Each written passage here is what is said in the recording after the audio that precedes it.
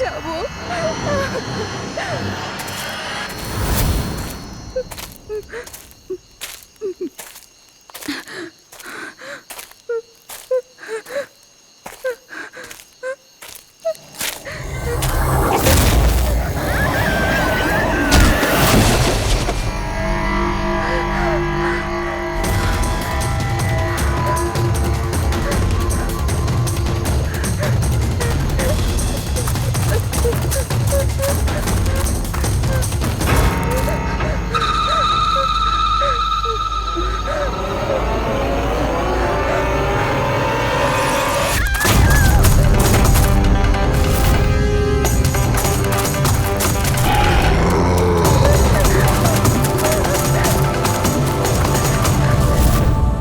নিমি ঘুমিয়ে পড়েছে? হ্যাঁ, শুয়ে পড়েছে। আরে হিরাল, তোমায় খুব ডিস্টার্ব লাগছে। কি বলবো, 24 ঘন্টা হয়ে গেল আয়শা গেছে, না তোর ফোন লাগছে না ফোন করেছে। আমার না খুব টেনশন হচ্ছে, জানি না কোনো বিপদে না পড়ে যায় ও।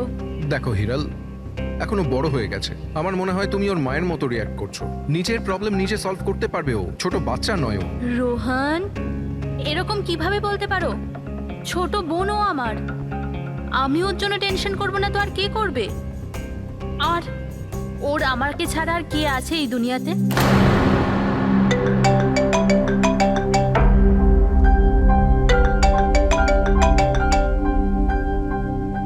হ্যালো হ্যালো, আপনি কি হিরাল বলছেন? হ্যাঁ, আমি হিরল বলছি। আপনি কে? আমি মানিক।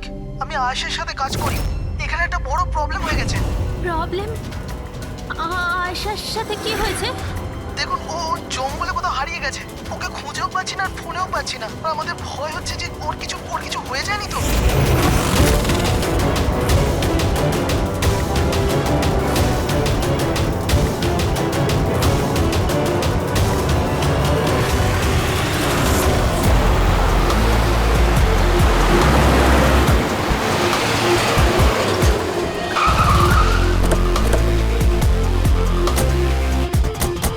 স্যার, ফরেস্ট ডিপার্টমেন্টের লোক ভেতরে আমাদের জন্য ওয়েট করছে, আর আয়েশার ক্রু মেম্বাররা অন দ্য ওয়ে।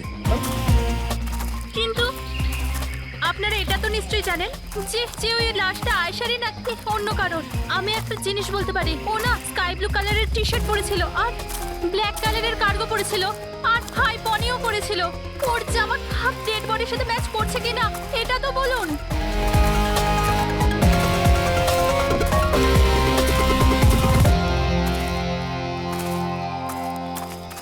ও, আপনি সেই অফিসার? Yes sir.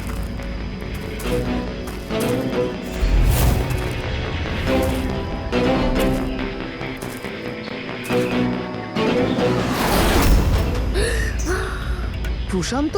আরে এই তো প্রশান্ত। এক মিনিট, আপনারা কে আর ওকে কি করে চিনলেন? স্যার, আমি মানিক আর আমরা সবাই আয়েশার সাথে কাজ করি। আরে প্রশান্ত আমাদের গাইড। আয়েশা এনাকে লোকেশন খোঁজার জন্য বলেছিল, আর যখন আয়েশা হারিয়ে গেল তখন এই ওকে খুঁজতে গেছিল। এর এরকম অবস্থা, তাহলে আয়শা কিরকম অবস্থায় আছে? না না না, না না, আয়শার কিছু হয়নি, আমি বলছি তো, trust me. Sir please please আমার বোনকে খুঁজে বাঁচিয়ে নিন স্যার, প্লিজ স্যার, প্লিজ বাঁচিয়ে নিন। দেখো, তোমার বোনকে নিশ্চয়ই আমরা বাঁচাবো। আপনি ওনাকে একটু সাইডে নিয়ে যান। স্যার, এই বডিটা আজ সকালেই আমরা পেয়েছি। এই আমাদের গাইড বাহাদুর, এই বডিটাকে প্রথম দেখেছে। এই প্রশান্ত কি একা গিয়েছিল আয়েশাকে খোঁজার জন্য? হ্যাঁ স্যার, কারণ ও জঙ্গলের সমস্ত রাস্তা চিনতো। যত ভালো করেই চিনুক না কেন, রাতের অন্ধকারে ঘন জঙ্গলে বিনা পারমিশনে বিনা গাইডে রাতে ঘোরাফেরা নিজে থেকে মৃত্যুকে ডেকে আনা। তোমরা খুব বড় ভুল করেছো। এই বডিটা এইভাবে পেয়েছি, জানি না দ্বিতীয়টা কি অবস্থায় পাবো। আচ্ছা, এটা বলো যে এখানে কোনো হিংস্র জানোয়ার আছে? এরকম কোনো হিংস্র জন্তু নেই। ঘন জঙ্গল, হারিয়ে যাওয়ার ভয় আছে। কোনো জন্তু জানোয়ারের আঁচড় তো মনে হচ্ছে না, কিন্তু এটা ছুরির আঘাত বলে মনে হচ্ছে। একে ছুরি দিয়ে খুন করা হয়েছে।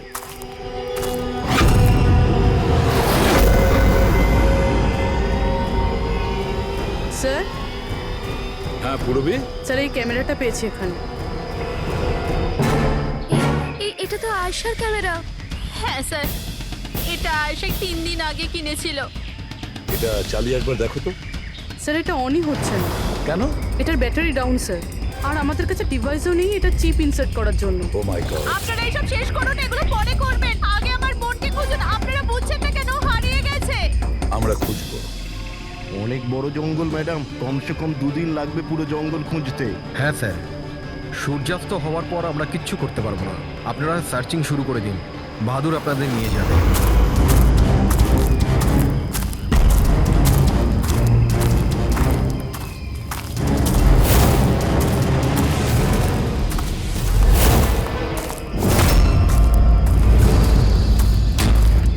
স্যার স্যার আমরা জঙ্গলের অনেক ভেতরে চলে এসেছি স্যার। স্যার এখানে কেউ আসা যাওয়া করে না স্যার। স্যার এক কাজ করি, আমরা ফিরে যাই, না হলে অন্ধকার নেমে আসবে। এখন তো অনেক আলো আছে, অন্ধকার হয়েছে কোথায়? স্যার ফিরতেও তো অনেকটা সময় লাগবে না স্যার? তো ওই হিসাবেই বললাম, এত দূর স্যার কেউ আসেই না। স্যার এখানে কিচ্ছু পাবেন না। আরে ভাই যখন এত দূর চলে এসেছে একটু দেখে নি না ভাই। চলো চলো। আচ্ছা আচ্ছা।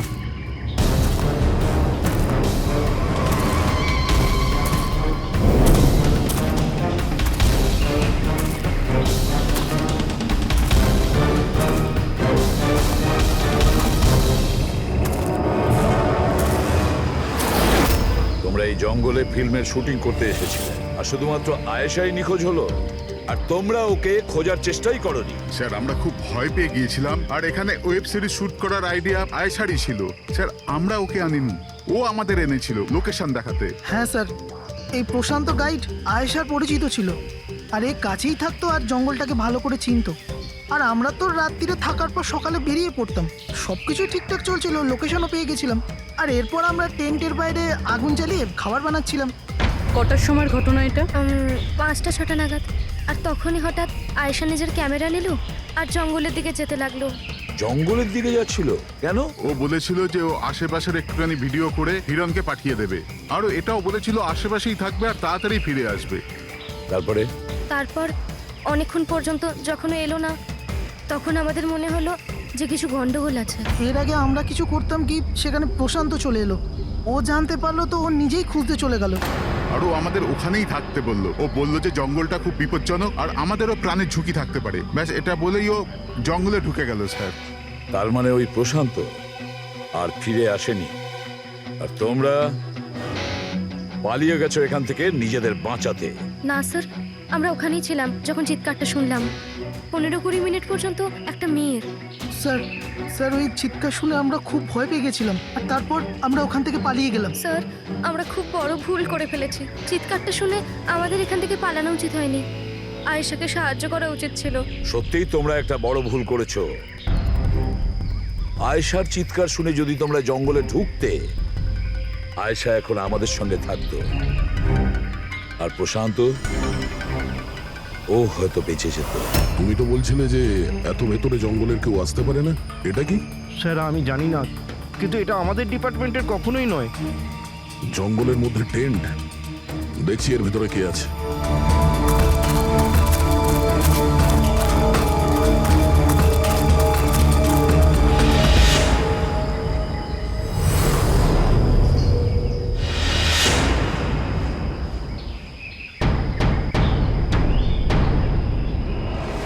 এই কাপড় তো দেখে মনে হচ্ছে কাটা হয়েছে।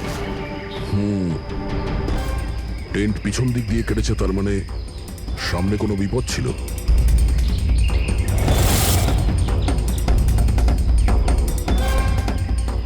ছুরি, এটা দিয়েই কাটা হয়েছে। বাইরে গন্ডগোল হতেই পিছন থেকে কেটে পালিয়ে গিয়েছে।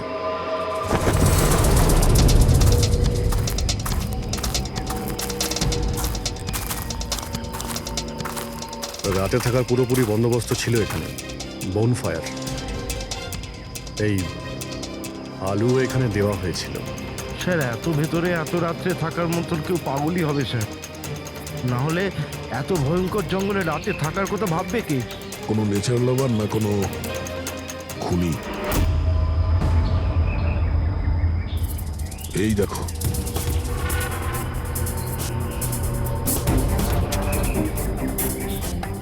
রক্ত মনে হচ্ছে এখানেই পাথরের ওপর কেউ বসেছিল। হতে পারে আগুন পোয়াচ্ছিল আর কেউ ওর ওপর হামলা করেছে।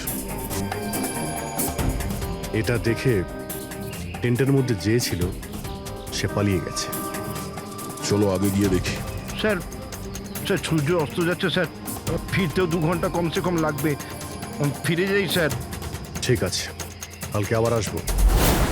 স্যার আমরা আয়েশার টিমকে এই ছবিগুলো দেখিয়েছিলাম। ওরা বলল যে এই টেন্ট ওদের ক্যাম্পের নয়। স্যার, হ্যাঁ পুরবি, আয়শার ক্যামেরার চিপ। হিরালদি, তুমি এটা মিস করলে। আমি তোমায় বলেছিলাম না আমার সাথে এসো। জানো এখানে এত বেশি গ্রিনারি আছে। লুক এট দিস, এতগুলো গাছ। It's so beautiful. দিদি আমি হাঁপিয়ে গেছি। মনে হচ্ছে আমি জঙ্গলের অনেক ভেতরে এসে গেছি। জঙ্গল তো পুরো একই রকমের না? আমি রাস্তা খুঁজে নেব, খুব একটা মুশকিল নয়।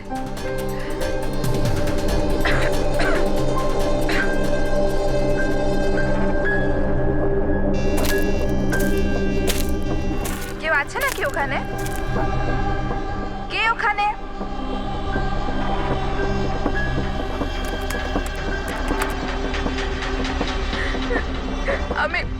আমি ফেঁসে গেছি এখানে। আমি কিছু বুঝতে পারছি না এখান থেকে আমি কি করে বাইরে যাব। আই এম সরি দিদি, আমার এখানে আসা উচিত হয়নি। আমার মনে হচ্ছে না যে আমি এখান থেকে বেঁচে ফিরতে পারবো। আমায় ক্ষমা করে দিও।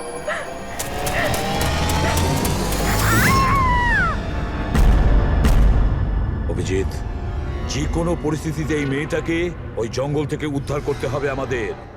বস হ্যাঁ সালুকে। বস, আয়েশা যে জিনিসগুলো রোজ ব্যবহার করত, আমি সেই প্রত্যেকটা জিনিস থেকে ডিএনএ স্যাম্পল নিয়েছি। কিন্তু আশ্চর্যের ব্যাপার, কোনো স্যাম্পলই আয়েশার ডিএনএ এর সঙ্গে ম্যাচ করছে না। কিন্তু হ্যাঁ, খুনির ব্যাপারে একটা খুব গুরুত্বপূর্ণ সূত্র পেয়েছি। সেটা কি স্যার? বস এই ডিএনএ প্রোফাইলটা দেখো। এই দুটো ডিএনএ প্রোফাইলই দুটো আলাদা আলাদা লোকের। কিন্তু অদ্ভুত ব্যাপার হচ্ছে যে দুটো প্রোফাইলই আমি একই লোকের শরীর থেকে পেয়েছি, প্রশান্ত শরীর থেকে। প্রশান্তর শরীর থেকে? হ্যাঁ বস। সেটা কিভাবে? প্রশান্তর মৃত্যু অগণিত ছুরির আঘাতের জন্য হয়েছে, আর ওর শরীরে যে খাবার চিহ্নটা আছে সেটা আসল নয়, তৈরি করা হয়েছে নকল। আর সবচেয়ে আশ্চর্যের ব্যাপার হচ্ছে যে প্রশান্তের লাশের থেকে আমি ওর রক্ত ছাড়া আরো কারো রক্ত পেয়েছি। এখন এই রক্তটা কোনো পুরুষের না নারীর সেটা আমি বলতে পারবো না, কারণ ওই রক্তটা প্রশান্ত রক্তের সঙ্গে মিশে গেছে। কিন্তু একটা কথা ঠিক বস, এই রক্তটা তখনই বেরিয়েছে যখন প্রশান্ত রক্ত বেরিয়েছে। অভিজিৎ, দয়া, নিশ্চয়ই এটা খুনিরই রক্ত। খুনি প্রশান্তর ওপর হামলা করে আর তখন নিজেকে বাঁচানোর জন্য প্রশান্ত ওর সঙ্গে মারামারি করে, আর খুনির রক্ত প্রশান্ত শরীরে লেগে যায়। তবে খুনিরও গুরুতর আঘাত লেগেছেন। সামান্য আঘাতে এত রক্ত বেরোবে না তার। তার মানে খুনির শরীরে এখনো আঘাতের চিহ্ন থাকা উচিত। আরো একটা কথা বস, কি? টেন্টের পাশে যে পাথরের উপর রক্তের ছাপ ছিল সেই রক্তটা প্রশান্তরই। তার মানে পুরো ব্যাপারটাই ওই তাঁবুর আশেপাশে ঘটেছে।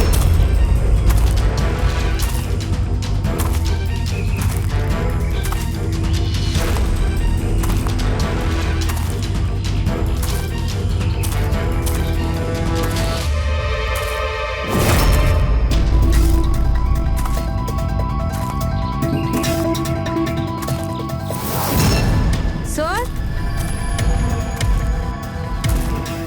হ্যাঁ পুরবি? স্যার, এই জুতোটা পেয়েছি। তাহলে কি এই জুতোটা আয়েশার না? তো এগিয়ে গিয়ে দেখি।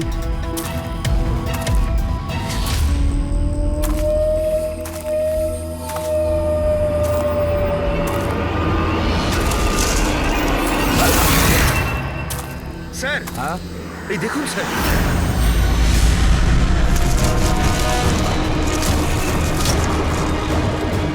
ছুরি দিয়ে আঘাত করেছে স্যারের পিঠে 5 বার। ওকে একটু উল্টে দাও। এ তো আয়েশা। ফেসটা তো পরিষ্কার দেখছি অভিজিৎ, না কোনো আঘাতের চিহ্ন, না কোনো কাটা দাগ। কিন্তু ওই ভিডিওতে যে দেখলাম, হ্যাঁ স্যার, ভিডিওতে এর মাথায় আঘাত লেগেছিল, রক্ত বেরোচ্ছিল। এখানে তো আঘাতের কোনো চিহ্নই নেই, একদম পরিষ্কার। তার মানে হলো ওই ভিডিওটা নকল। মানে আয়েশা অ্যাক্টিং আর মেকআপ দিয়ে দেখানোর চেষ্টা করেছিল যে ওকে কেউ মারতে চাইছে, খুন করতে চাইছে। কিন্তু এটা কেন করবে? স্যার, কেউ হয়তো মজা করবে, আর না হলে কোনো ভয়ঙ্কর পরিস্থিতি থেকে বাঁচার জন্য নাটক করছে। আর দুটো অবস্থাতেই এর মিথ্যেটা সত্যি হয়ে যায়।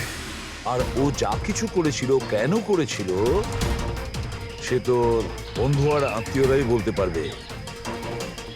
সবাইকে ডেকে নাও। প্যাড্রিক, আয়েশার সমস্ত ফোন রেকর্ড চেক করো। দেখো এই ঘটনাটার পরে ও কাদের কাদের সঙ্গে কথা বলেছিল আর তারা সেই মুহূর্তে কোথায় ছিল।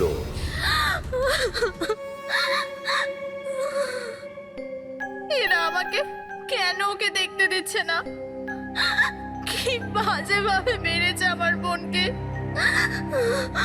আর এরা বলছে যে ও নিজের মৃত্যুর নাটক করেছে, নিজের মার্ডারের নাটক। আর ওই নাটক সত্যি হয়ে গেছে। ভুল বলছে ওরা, মিথ্যে। আমাদের আয়েশা এরকম করতেই পারে না। আপনারা ভুল অভিযোগ করছেন।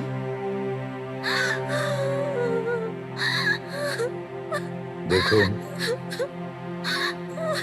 আপনার দুঃখ আমরা বুঝতে পারছি, কিন্তু এই অভিযোগ ভুল নয়, সত্যি। এটা আয়েশার ক্যামেরা থেকে যে থার্ড ক্লিপিংটা আমরা পেয়েছি, সেখানে আয়েশার মুখের উপরে অনেকগুলো ক্ষত চিহ্ন ছিল। কিন্তু যখন আমরা আয়েশার লাশটাকে পাই, তখন ওর মুখ আর গলা পরিষ্কার ছিল। কেন, কিভাবে? এই ভিডিওটাতে আয়েশা মজা করছিল না তো? ওর মজা করার স্বভাব ছিল না তো? একদম না। ওর জীবনে এত সমস্যা ছিল যে ও মজা করবার কথা ভাবতেই পারতো না। ও জঙ্গলে হারিয়ে গিয়েছিল, আর কোনো মানুষ এই সিচুয়েশনে মজা কি করে করবে? অন্য কারো কথা জানি না, কিন্তু আয়েশা এটা অবশ্যই করেছে। আর যদিও মজা করে না করে, তো ইচ্ছে করেই করেছে। কি কেউ এটা কেন প্রমাণ করার চেষ্টা করবে যে তার সঙ্গে কিছু অন্যায় হয়েছে? আয়েশা এরকম কেন চাইবে? হ্যাঁ, ওর ওপর সত্যিকারের অ্যাটাক হয়েছিল, ও মারাও গেছে, ওটা আলাদা কথা। কিন্তু ও এই নাটকটা কেন করেছিল? কি সত্যি কি ও কোনো প্রবলেমে ছিল যার কারণে ওকে এই ড্রামাটা করতে হয়েছিল? হ্যাঁ, ও সমস্যায় ছিল, এমন সমস্যা যার থেকে ওকে মৃত্যুই বাঁচাতে পারতো। মানে তুমি কি বলতে চাইছো? স্যার, হ্যাঁ ফেডরিক, এটা আয়েশার কল রেকর্ডস। বিশেষ কিছু পেয়েছো? হ্যাঁ স্যার, একটা লোক আছে কেতন, সে আয়েশাকে অনেকগুলো মেসেজ আর কল করেছিল। এমনকি যেই রাতে আয়েশা খুন হয়েছিল, সেই রাতেও ওর ফোন জঙ্গলের কাছেই ছিল, 2 কিলোমিটারের মধ্যে। এই কেতনকে? খুনের রাতে ও জঙ্গলের আশেপাশেই ছিল। কে? হ্যাঁ স্যার, ও আয়েশার স্বামী। দুজনে আলাদাই থাকতো। যদি আয়েশা ওর মৃত্যুর নাটক করে থাকে, তাহলে তার পেছনে কেতনের হাত থাকতে পারে। কেতন আয়েশার হাজবেন্ড, আর আপনাদের মধ্যে কেউ এই কথাটা আমাদের বলার প্রয়োজন মনে করলেন না? হ্যাঁ, কিন্তু কেতনের জন্য নিজের মৃত্যুর নাটক কেন করতে যাবে? আমার মনে হয়েছিল যে আমরা কেতনের থেকে মুক্তি পেয়ে গেছি, কিন্তু আমি কি করে জানবো ওই আমার বোনের প্রাণ নিয়ে নেবে? হিরেন, প্লিজ। কেতনই আমার বোনকে মেরেছে। আমি বলছি, তুমি নিজেকে কেতনই সামলাও প্লিজ। মেরেছে। কেঁদো না প্লিজ, কাম ডাউন। আপনারা প্লিজ নিজেদের মধ্যে কথাবার্তাটা থামান, আর আমাদের বলুন কি ব্যাপার। আমি আপনাদেরকে বলছি, আসলে আজ থেকে 2 বছর আগে কেতন আর আয়েশার একটা ট্রিপে আলাপ হয়েছিল। আয়েশা কেতনকে বিয়ে করেছিল। তাড়াহুড়োতে সিদ্ধান্ত নেওয়ার শখ ছিল ওর, কিন্তু জানতো না ও এই সিদ্ধান্তটা কতটা ভুল নিয়েছিল। কেতন ওর যোগ্য ছিল না, একটা পাগল লোক ছিল, পজেসিভ ছিল, ওর জীবনটা অতিষ্ঠ করে রেখেছিল। এই জন্য 6 মাস আগে ওকে ও ছেড়ে দেয়। এছাড়া আর কি করতো? আমরা সবাই দেখেছিলাম ওকে কিরকম টর্চার করা হতো। মানিক, আজকে সব অডিশনে ক্যামেরাতে আছে। স্ক্রিনে প্লে কর, স্যারকে দেখাতে হবে। আর আয়েশা এক্ষুনি এসে যাবে। ঠিক আছে। আয়েশা, আয়েশা, কি হয়েছে? Are you okay? আয়েশা তুই ঠিক আছিস? কি করে হলো এসব? কে করলো এসব? আরে তোমরাও না কত প্রশ্ন করো, কিচ্ছু হয়নি আমার। আসলে কি হয়েছে, ওই তাড়াতাড়িতে সিঁড়ি দিয়ে নামছিলাম আর পা পিছলে গেছে। চুপ কর আয়েশা, কত কভার আপ করবি? আমি তো এটা বুঝতে পারছি না, তুই ছেড়ে দিচ্ছিস না কেন ওই মানুষটাকে? আমি ছেড়ে দিলেও ও আমায় ছাড়বে না। আরে আইন বলে কিছু আছে নাকি? পুলিশের হাতে তুলে দিও ওকে। কেউ ওর কিচ্ছু করতে পারবে না। ওকে যদি পুলিশে ধরেও নিয়ে যায়, ও সেখান থেকেও চলে আসবে আর আমাকে খুঁজে বার করবে, তারপর আমায় ছাড়বে না। কখন থেকে ফোন করছি তোকে আমি? হ্যাঁ, ধরছিলিস না কেন?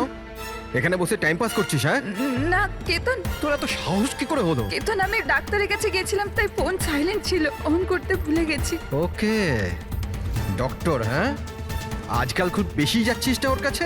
কেতন কি বলছো? এরকম কিচ্ছু নয়। আর তুমি বললে আমি ডাক্তারের কাছে আর কোনোদিন যাবো না। আমাকে প্লিজ ছেড়ে দাও, আমাকে ক্ষমা করে দাও। তোকে তোর যোগ্যতা দেখাই, চ। কি করছো এসব? ছাড়ো ওকে। এই, নিজের কাজে মন দে, বুঝেছিস? এনাফ। এনাফ। মানুষ না, এই কেতন তো জানোয়ার। তোমরা কেতনের ব্যাপারে আমাকে আগে বলনি কেন? আপনারা যা বললেন সেটা শুনে তো মনে হচ্ছে কেতনই আমাদের প্রাইম সাসপেক্ট। মনে হচ্ছে কেতনের কারণেই সেটা করেছে। আর কেতন আয়েশার অভিনয়টাকে বাস্তবে পরিণত করেছে। যদি যদি তোমরা কেতনের ব্যাপারে আমাকে একটু আগে জানাতে পারতে। গত 6 মাস ধরে আয়েশা আমাদের সাথেই ছিল, আর এর মধ্যে একবারও তো কেতনের সাথে দেখাও করেনি। আর শহর থেকে এত দূরে জঙ্গলে আসতে পারে সেটা তো আমরা ভাবিইনি। এই ধরনের পাগল আর সন্দেহবাতিক লোক যে কোনো কিছুই করতে পারে। হ্যাঁ, কেতনের অ্যাড্রেস আর টেলিফোন নাম্বারটা আমাদের দেবেন।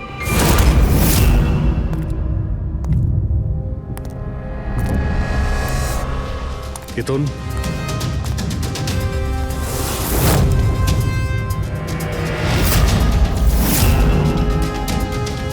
স্যার, এই ফটোগুলো দেখে তো মনেই হচ্ছে না যে দুজনের মধ্যে কোনো ঝামেলা ছিল। আপনারা? কেতন আয়েশার স্বামী। পুলিশ। সিআইডি। আপনারা কি করতে এসেছেন এবার? আমার আয়েশা চলে গেছে, আমার জীবন বরবাদ হয়ে গেছে।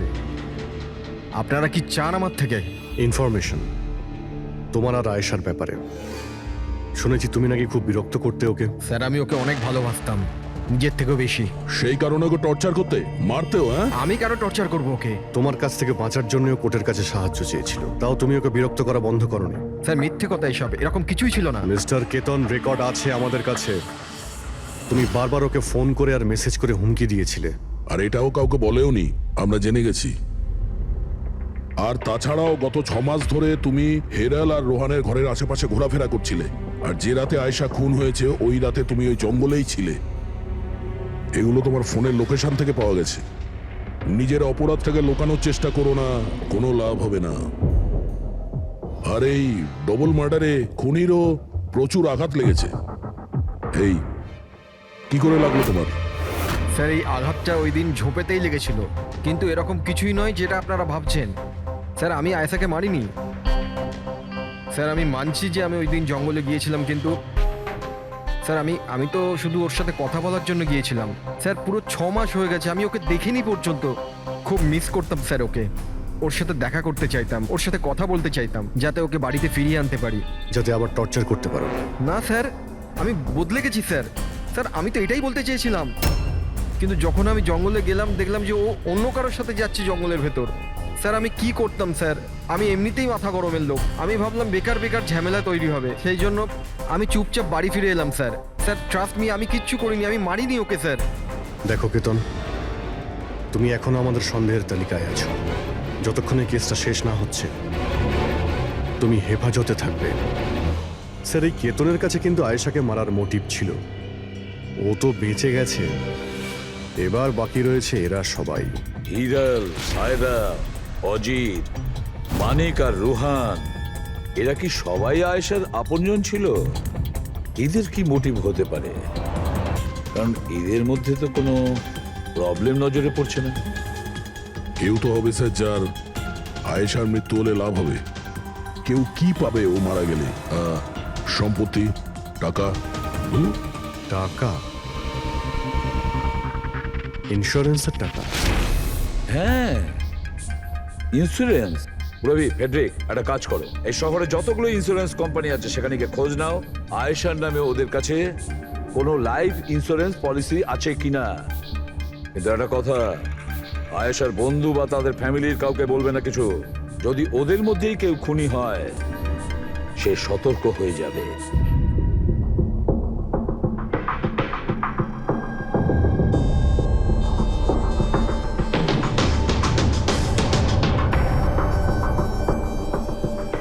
ওকে, থ্যাঙ্কস স্যার। হ্যাঁ ফেডরিক, আয়েশার অ্যাকাউন্টে মাত্র 1 লাখ টাকা আছে, কোনো ফিক্সড ডিপোজিট পর্যন্ত নেই। স্যার, তানিশা ইন্স্যুরেন্স প্রাইভেট লিমিটেডের কাছে আয়েশার নামে একটা বীমা পলিসি রয়েছে 50 লাখ টাকার। ও আচ্ছা। আর এই টাকা আয়েশার ভাগ্নি, মানে ও দিদি আর জামাইবাবুর মেয়ে নিমিষা পাবে। আচ্ছা, তাহলে এই ব্যাপার। স্যার, আসলে আপনারা কি চাইছেন? আমার যা জানা ছিল আমি সবকিছু বলে দিয়েছি। আর আপনারা জানেন আমার স্ত্রীর শরীর কতটা খারাপ। এখন আমার ওর সঙ্গে থাকা উচিত, আর আপনারা আমাকে এখানে আটকে রেখেছেন। স্যার, বলার কি বাকি আছে? সব বলে দিয়েছি। অনেক কিছু বাকি আছে। তুমি একটু বেশি কথা বলো, সেই জন্য যা কিছু প্রশ্ন করব ঠিক তারই উত্তর দেবে। এই তোমার ওইখানে যে ফ্যাক্টরিটা আছে ওটা তো বাজেয়াপ্ত হতে চলেছে। এর লোন তুমি শোধ করতে পারোনি কি? হ্যাঁ, কিন্তু আপনারা এগুলো কেন জিজ্ঞাসা করছেন? আপনারা এগুলো কি করে জানলেন? প্রশ্ন নয়, শুধু উত্তর। আয়েশা তোমাদের সাথে তোমাদের বাড়িতেই থাকতো না? তাহলে 7 দিনে তুমি ওকে 41 বার কল করেছো কেন? বাহ বাহ বাহ, 7 দিনে 41টা কল এসেছে আয়েশা, দারুণ ব্যাপার। আর তার উপরেও তুমি অর্থ কষ্টে ভুগছিলে, তাই না? আর আয়েশার মৃত্যুর পরে তোমার ছোট বাচ্চা টাকা পেত 50 লক্ষ টাকা। আর ওই ছোট্ট নিরীহ শিশু, সে কি করে জানবে 50 লাখের ধর্ম? ও কিভাবে ব্যবহার করবে? আর ওই 50 লক্ষ টাকা তো ভোগ করতো বাচ্চাটার বাবা, মানে তুমি, রোহন। থামুন আপনারা, চুপ করুন। আপনাদের কথা মতো আমি আয়েশাকে মেরেছি। স্যার, আমার ওপর 15 কোটি টাকার লোন আছে। 50 লাখে আমার কিচ্ছু হবে না। আমি আয়েশাকে মারবো। আর ওটা যা ওর শরীরের ওপর থেকে খুনির রক্ত পাওয়া গেছে, আপনারা দেখতে পারেন আমার গায়ে কোনো চোটই লাগেনি, কারণ আমি ওখানে ছিলামই না। আমি কাউকে খুন করিনি। সব ঠিক করা ছিল। প্রশান্ত সবকিছু সামলানোর কথা ছিল। কি সামলে নিত? হ্যাঁ, প্রশান্ত কি সামলে নিত? বলো, প্রশান্ত কি সামলে নিত? স্যার, আমার ভুল হয়ে গেছে। আমার সবকিছু আপনাদের আগেই বলে দেওয়া উচিত ছিল। আমি ভয় পেয়ে গেছিলাম, খুব ভয় পেয়ে গেছিলাম। কোনটা বলার ছিল আগে? তাড়াতাড়ি বলো। আমি আয়েশার প্ল্যানে যুক্ত ছিলাম। আমরা শুধু ওকে মৃত দেখাতে চেয়েছিলাম। অ্যাকচুয়ালি ওর মরার কথা ছিল না। তার মানে আমাদের সন্দেহ ঠিক ছিল স্যার? সবকিছু ঠিক ছিল। ওই ভিডিওটা নকল ছিল, শুধু কেতনের থেকে বাঁচার জন্য ছিল। আর তুমিও এই প্ল্যানে জড়িত ছিলে। স্যার, কেতন আয়েশার জীবন অতিষ্ঠ করে দিয়েছিল। ও বেচারি চুপ থাকতো, কাউকে কিছু বলতো না। স্যার, একদিন লিমিট ক্রস করে গেল, সব সীমা ছাড়িয়ে গেল। ওর মনে হলো কেতন ওর জন্য কোনো বড় বিপদ হতে পারে। ও আমাকে বলেছিল স্যার, কেতন পাগল ছিল। পুলিশ বা ডিভোর্স ওর কেউ কিচ্ছু করতে পারতো না। আয়েশা ওটাকে পার্মানেন্ট মুক্তি পেতে চাইছিল, চিরদিনের জন্য। আমি হাঁপিয়ে গেছি জিজু। এখন তো ডিভোর্স আমাকে কেতনের থেকে বাঁচাতে পারবে না। যেটা আমায় ওই কেতনের হাত থেকে বাঁচাতে পারে সেটা শুধু আমার মৃত্যু।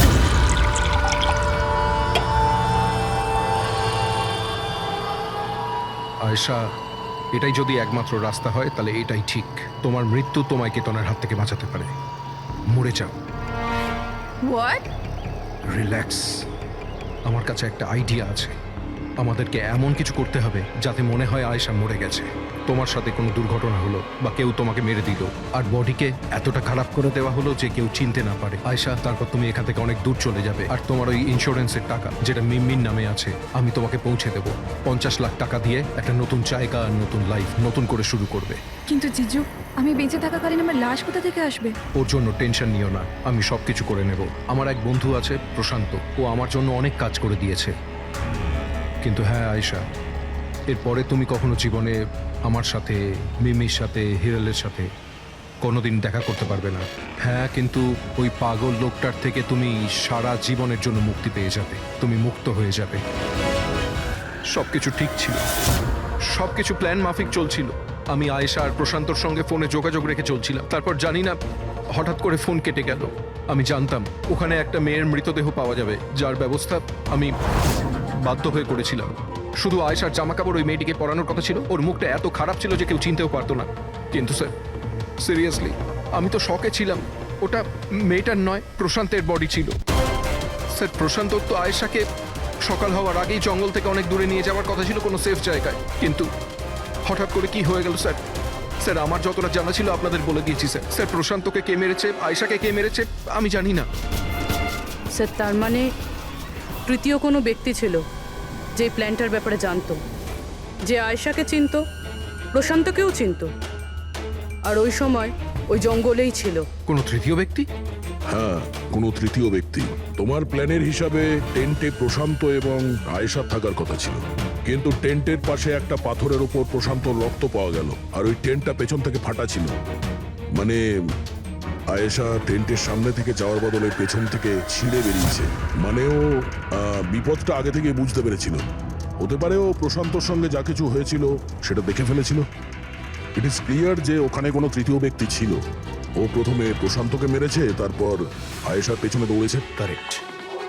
যদি ভালো করে দেখা যায় তাহলে ওই রাতে জঙ্গলে এটাই হয়েছিল যে প্রশান্ত আর আয়েশা জঙ্গলে যায়, আয়েশা টেন্টের ভিতরে ঘুমোচ্ছিল আর প্রশান্ত বাইরে বসে আগুন জ্বালাচ্ছিল। এর মধ্যে সেই তৃতীয় ব্যক্তি ওইখানে যায় আর প্রশান্তর সঙ্গে ঝামেলা বাঁধে, আর সেই ব্যক্তি ওর উপরে আক্রমণ করে আর আয়েশা টেন্টের পিছন দিয়ে পালিয়ে যায়। আর ওই ব্যক্তি প্রশান্তকে নির্মমভাবে হত্যা করে আর আয়েশার পিছনে ধাওয়া করে। তাহলে তৃতীয় ব্যক্তিটা কে, যে আমাদের প্ল্যানের ব্যাপারে জানতো আর জঙ্গলকেও ভালো করে জানতো, তাই এত রাতে টেন্টে পৌঁছেছিল? হ্যাঁ, এই সমস্ত চিন্তা আপনি করবেন না রোহন বাবু। এই তৃতীয় যে আছে না, তাকে তো আমরা ধরেই ছাড়বো। হ্যাঁ, হোক বা না হোক, এই ধাঁধার সমাধান এখানে আছে, এর মধ্যে, কিন্তু আমরা দেখতে পাচ্ছি না।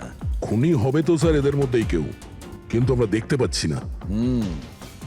রবি, ওই ক্লিপিংটা চালাও যেটা আমরা আয়েশার ক্যামেরা থেকে পেয়েছিলাম, ফার্স্ট ক্লিপ।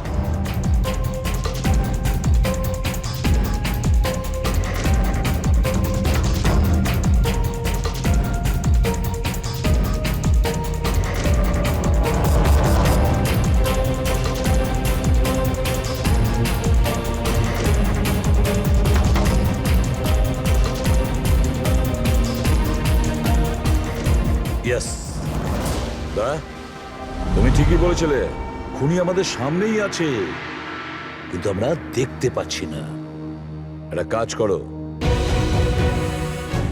সবাইকে জঙ্গলে ডেকে নাও, তখনই বোঝা যাবে।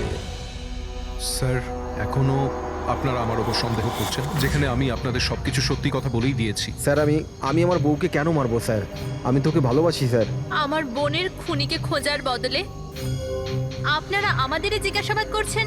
আর ওর গায়েব হওয়ার খবর তো আমি হিরাল ম্যামকে দিয়েছি, আর আমরা যদি কিছু করতাম তো আমরা কেন ফোন করতাম? হ্যাঁ, কিন্তু কেউ তো আয়েশাকে খুন করেছে, আর কে খুন করেছে সেটা আমরা জানি।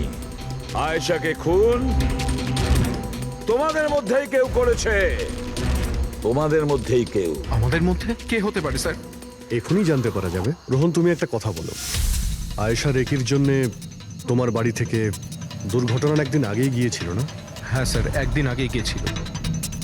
আর এটা সেদিনেরই ছবি, তাই না? যেদিন ওর রেকিতে যাওয়ার কথা ছিল। আয়েশার অ্যাকাউন্ট ওই পোস্ট করেছে, তো ওরই হবে। আর আপনারা আমার বোনের খুনিকে খোঁজার বদলে এরকম ফালতু জিজ্ঞাসাবাদ করছেন, আমাদের উপরে ব্লেম করছেন। এতে কি প্রমাণ পাবেন আপনারা? এটাই যে তোমরা আয়েশাকে জীবন্ত দেখেছিলে শেষবার ওই দিনই, তারপরও নিখোঁজ হয়ে গেছিল, তোমরা আমাদের বলেছিলে। আচ্ছা, ও কি কি পরেছিল অপর্ণা তুমি বলেছিলে, তোমার মনে আছে? হ্যাঁ, ও না স্কাই ব্লু কালারের টি শার্ট পরেছিল আর ব্ল্যাক কার্গো প্যান্ট ছিল। হাই পনিও পরেছিল। আপনার তো নিশ্চয়ই মনেই আছে। হিরাল, তুমি কি করে জানলে আয়েশা মরার সময় কি কাপড় পরেছিল? বলো, আরে বলো না। কারণ সেই দিন এ জঙ্গলেই ছিল। এই প্রশান্তকে মেরেছে আর তারপর আয়শার পিছনে দৌড়োয়, ওর পিছু নেয় আর ওকে মেরে ফেলে। আর প্রশান্তকে মারার সময় তোমার গভীর আঘাতও লাগে। দেখাও। হট সারুন, আমার দূরে থাকুন। হ্যাঁ, আমার থেকে। একে তো আপনারা আমার বোনের খুনিকে খুঁজে পাচ্ছেন না, তার উপরে আমার উপরে অভিযোগ দিচ্ছেন। হ্যাঁ, ব্যাস, অনেক অভিনয় করেছো, এবার ঠিক করে বলো কেন মেরেছো তুমি আয়েশাকে? হ্যাঁ, আমি মেরেছি আয়েশাকে। আমি মেরেছি আয়েশাকে।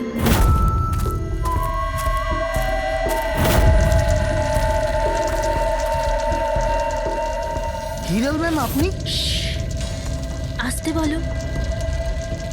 আয়েশা না উঠে পড়ে। ইনফ্যাক্ট আমি বলছি যে ওকে সব সময়ের জন্যই না ঘুম পাড়িয়ে দাও। এটা কি বলছেন ম্যাডাম? রোহান তো তোমাকে আয়েশাকে সুরক্ষিতভাবে এই জঙ্গল থেকে বাইরে বার করার জন্য কত টাকা দিয়েছিল? 2 লাখ টাকা। আমি না তোমাকে 5 লাখ টাকা দেব আয়েশার প্রাণ নেয়ার জন্য। হিরাল ম্যাম, এসব কি বলছেন? আয়েশা ম্যাডাম আপনার বোন, আর আমি ওকে বাঁচানোর সওদা করেছি। আমি ওর সাথে বেইমানি করতে পারবো না।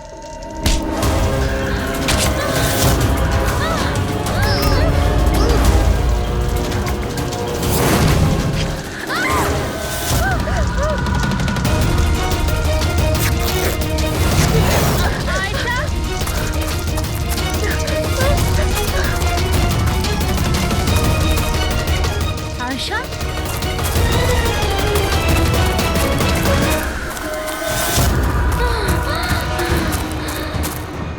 আয়েশা, আমার কাছে আয় আয়েশা। আমি তোকে বাঁচাতে এসেছি আয়েশা। ও তোকে ঠকাচ্ছিল আয়েশা। তোর ইন্স্যুরেন্সের টাকার জন্য তোকে মারতে চেয়েছিল আয়েশা। আমার বোন।